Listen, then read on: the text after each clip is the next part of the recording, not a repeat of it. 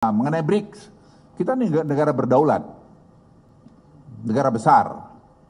Negara ini, kalau Anda pernah baca saya nulis di mana di South China Sea, ya, South China Sea. Saya katakan Indonesia is too big to lean to any country. Indonesia terlalu besar untuk berpihak kepada satu negara, Ya maksud saya waktu itu Cina dan Amerika. Kita tidak perlu, apalagi sekarang ini, apalagi dengan presidennya seperti Pak Prabowo, tidak perlu. Jadi kita perlu merdeka, perlu independen. Ya sedikit nakal-nakal lah, menunjukkan bahwa kita punya juga, punya say juga. Apa keuntungan kita dengan BRICS? Ya market kita lebih besar.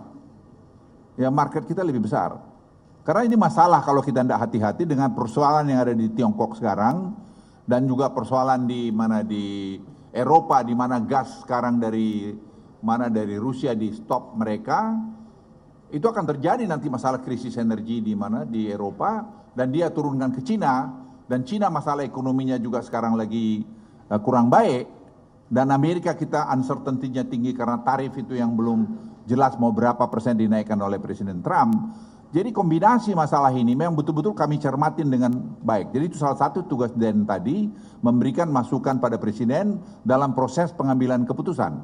Dan saya kira dengan keahlian-keahlian seperti Pak Dede ini, Pak Dede masih researcher di Harvard.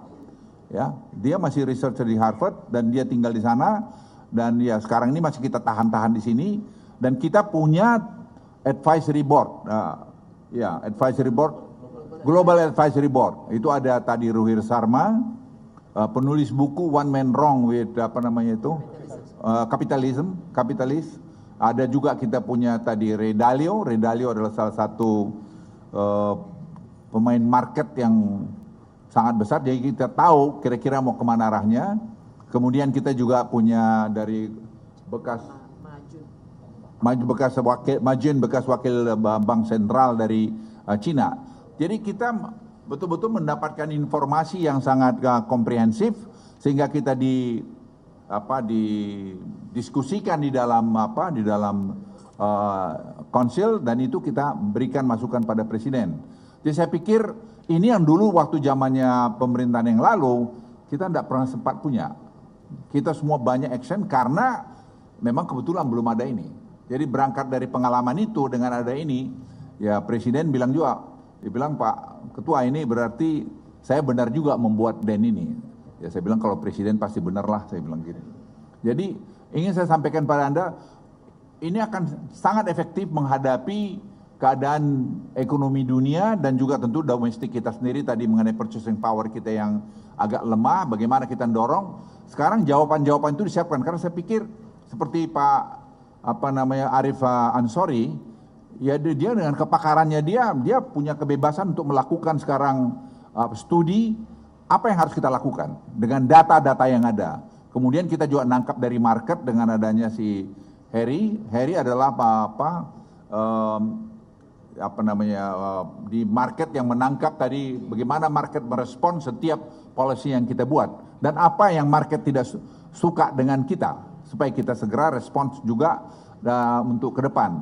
Jadi saya pikir kami cukup kredibel menurut saya untuk memberikan respons untuk Indonesia bisa high income country paling tidak 2040, menjadi negara maju mungkin 2050 ke depan.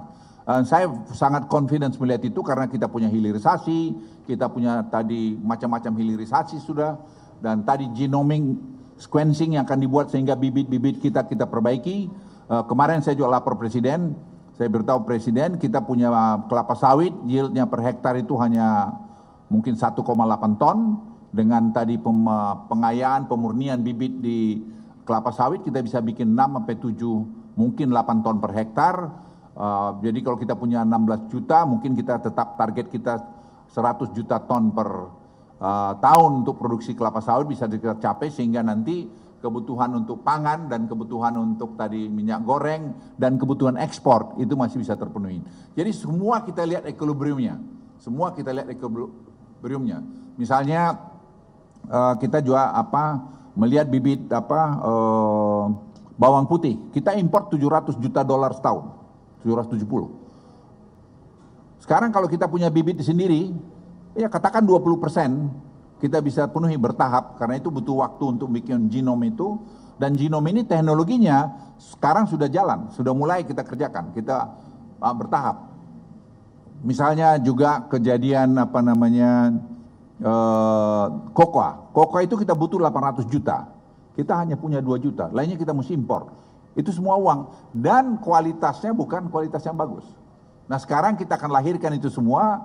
Sekarang ungguin nanti wartawan bisa, presiden sudah mau meninjau pusat researchnya itu di herbal itu dan hortikultura di Humbang Hasudutan.